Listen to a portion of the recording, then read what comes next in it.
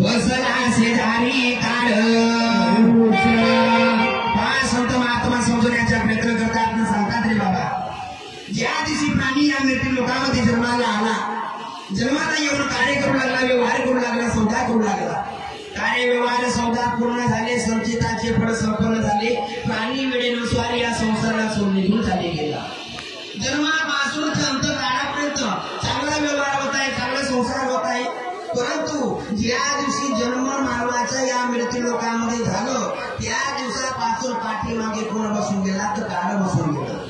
ज्याप्रमाणे शिराना म्हणजे उंची डोक्यात आली असतो, त्याचप्रमाणे तोही काळ पाठीमागे बसलेला आहे. त्याच्यासाठी तो दिवस गिरण्याकरिता, मिनिटं गिरण्याकरिता, तास गिरण्याकरिता, कारण त्याला माहित आहे एका दिवसामध्ये, एका वर्षामध्ये, एका मिनिटामध्ये हा मरणार आहे. त्या दिवशी तो अट्याकडे नाट्यातून आपला सोबत तर दिवस गिरण्याकरिता असं बाबा काळ बसलेला आहे. म्हणून संत सांगतात, अव आयुष्य मोजाया बसला शेजारी, आयुष्य मोजाया बसला शेजारी, कार्य तू व्यवहारी प्रपला जाता, कार्य तू व्यवहारी प्रपला जाता, कार्य तू व्यवहारी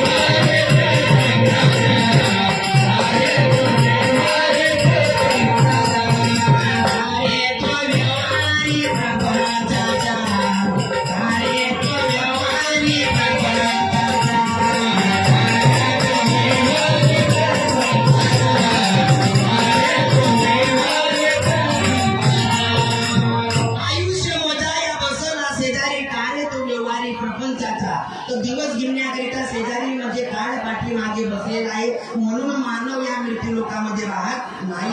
कारण हा संसारामध्ये मायारूपी बगीचा आणि या मायारूपी बगीचाची आम्ही फुलं ज्याप्रमाणे शेतकरी शेतामध्ये बिया टाकतो, काही बिया मातीत मरतात, काही बिया अंकुर आल्यावर मरतात, काही फळं लागल्यावर मरतात, तसं याचं आहे. कोणी माईच्या पोटात मरतो, कोणी काम करता करता मरतो, कोणी बोलता बोलता मरतो. तर हा मायारूपी बगीचा आणि या मायारूपी बगीचाची आम्ही फुलं. मग ज्यांनी या बगीचा लावला तो या बगीचाचे फुलं तोडत आहे, अन्यथा दुसरा करू शकत नाही. मग कोणी या बगीचा लावला असेल, निर्गुण माड्या नव्हा माड्या ना एक बाग लाविला त्याला, माड्या नव्हा माड्या ना बाग लाविला त्याला,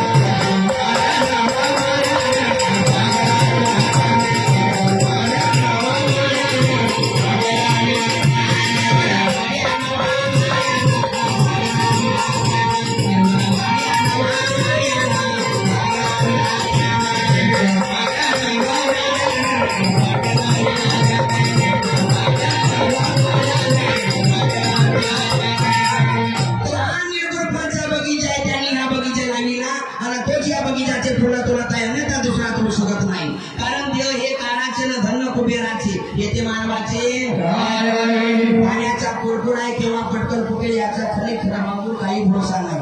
परंतु एक दिवस याला फुटावं लागेल. कारण संत महात्मा थोर पुरुष राजे महाराजे नातू नत्रे मित्र गोत्र सर्व फुटले, सर्वांची तेरवी झाली. आम्ही फुटणार, आमची पण तेरवी होणार.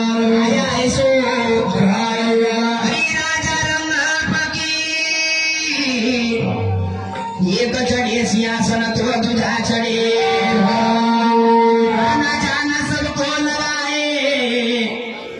एक दिन ऐसा आएगा और आत्मरूपी हंस निकल गया तो पिंजरा खाली हो जाएगा. आत्मरूपी हंस निघून जाईल, पाच तत्वाच्या सरी धरणीवर पडेल.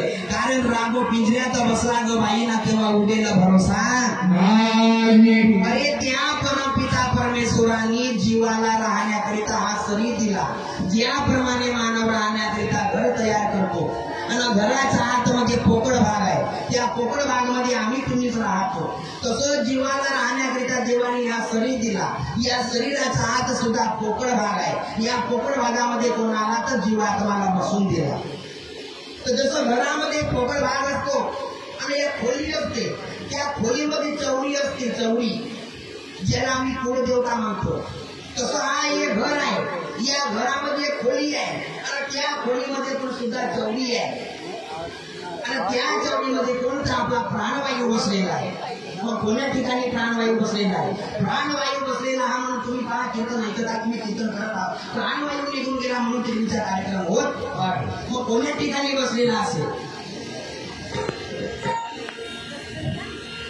अरे जीव शिव की ही रचना हुई काय अंदर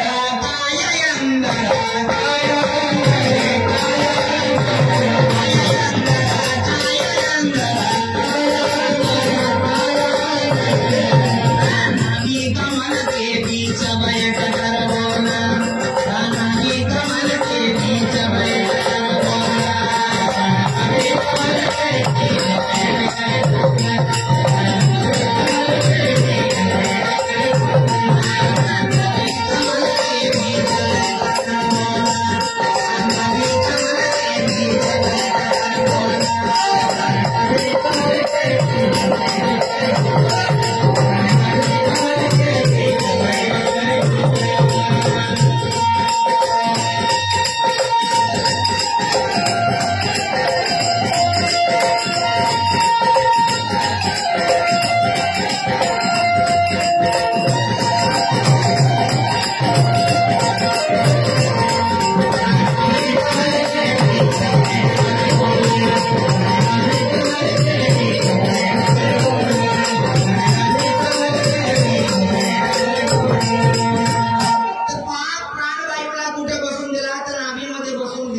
कधी कधी आम्ही बाबा जास्त श्वास घेतो किंवा जास्त बोलतो तर नाभीला झटका लागतात, तर जे काही तोंडातून शब्द निघतात ते सर्व नाभीच्या माध्यमातून निघतात.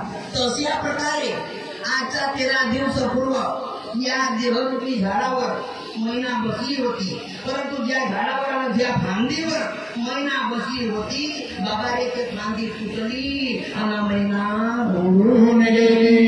एका झाडावर बसली मैना रंगरूपतीचा कोणी मैना बसली होती, राहण्याकरिता आली होती का?